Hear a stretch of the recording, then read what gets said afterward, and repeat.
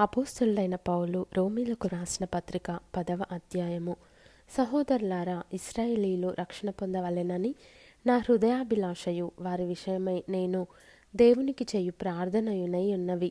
వారు దేవుని యందు ఆసక్తి గలవారని వారిని గూర్చి సాక్ష్యమిచ్చుచున్నాను. అయినను వారి ఆసక్తి జ్ఞానానుసారమైనది కాదు. ఏలయనగా వారు దేవుని నీతి నెరుగక తమ స్వనీతిని స్థాపింప బూనుకొనుచు దేవుని నీతికి లోబడలేదు. విశ్వసించు ప్రతివానికి నీతి కలుగుటకై క్రీస్తు ధర్మశాస్త్రమునకు సమాప్తి అయి ఉన్నాడు. ధర్మశాస్త్ర మూలమగు నీతిని నెరవేర్చువాడు దాని వలననే జీవించునని మోషే వ్రాయుచున్నాడు. అయితే విశ్వాస మూలమగు నీతి ఈలాగూ చెప్పుచున్నది: ఎవడు పరలోకంలోనికి ఎక్కిపోవును, అనగా క్రీస్తును క్రిందికి తెచ్చుటకు, లేక ఎవడు అగాధములోనికి దిగిపోవును, అనగా క్రీస్తును మృతులలో నుండి పైకి తెచ్చుటకు అని నీవు నీ హృదయములో అనుకొనవద్దు. అదేమని చెప్పుచున్నది? వాక్యము నీ యొద్దను నీ నోటను నీ హృదయములోను ఉన్నది. అది మేము ప్రకటించు విశ్వాస వాక్యమే. అదేమనగా, యేసు ప్రభువని నీ నోటితో ఒప్పుకొని దేవుడు మృతులలో నుండి ఆయనను లేపెనని నీ హృదయమందు విశ్వసించిన ఎడల నీవు రక్షింపబడుదువు.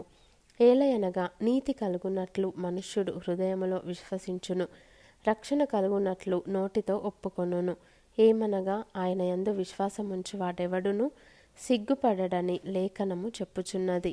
యూదుడని గ్రీసు దేశస్థుడని భేదము లేదు. ఒక్క ప్రభువే అందరికీ ప్రభువై ఉండి తనకు ప్రార్థన చేయు వారందరి ఎడల కృప చూపుటకు ఐశ్వర్యవంతుడై ఉన్నాడు. ఎందుకనగా ప్రభువు నామమును బట్టి ప్రార్థన చేయువాడెవడో వాడు రక్షింపబడును. వారు విశ్వసింపని వానికి ఎట్లు ప్రార్థన చేయుదురు? వినని వానిని ఎట్లు విశ్వసించుదురు? ప్రకటించువాడు లేకుండా వారెట్లు విందురు? ప్రకటించువారు పంపబడని ఎడల ఎట్లు ప్రకటించుదురు? ఇందు విషయమై ఉత్తమమైన వాటిని గూర్చిన సువార్త ప్రకటించువారి పాదములెంతో సుందరమైనవి అని వ్రాయబడి ఉన్నది. అయినను అందరూ సువార్తకు లోబడలేదు. ప్రభువా, మేము తెలియజేసిన సమాచారం ఎవడు నమ్మెను అని యెషయా చెప్పుచున్నాడు గదా. కాగా వినుట వలన విశ్వాసము కలుగును, వినుట క్రీస్తును గూర్చిన మాట వలన కలుగును. అయినను నేను చెప్పునదేమనగా, వారు వినలేదా? విన్నారు గదా. వారి స్వరము భూలోకమందంతటికిని, వారి మాటలు భూదిగంతముల వరకును బయలువెళ్ళెను. మరియు నేను చెప్పున్నదేమనగా, ఇశ్రాయేలునకు తెలియకుండెనా? జనము కాని వారి వలన మీకు రోషము పుట్టించెదను, అవివేకమైన జనము వలన మీకు ఆగ్రహము కలుగజేతును అని మొదట మోషే చెప్పుచున్నాడు.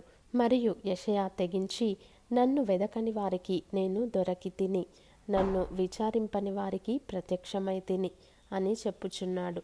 ఇశ్రాయేలు విషయమైతే అవిధేయులై ఎదురాడు ప్రజలకు నేను దినమంతయు నా చేతులు చాచి తిని అని చెప్పుచున్నాడు.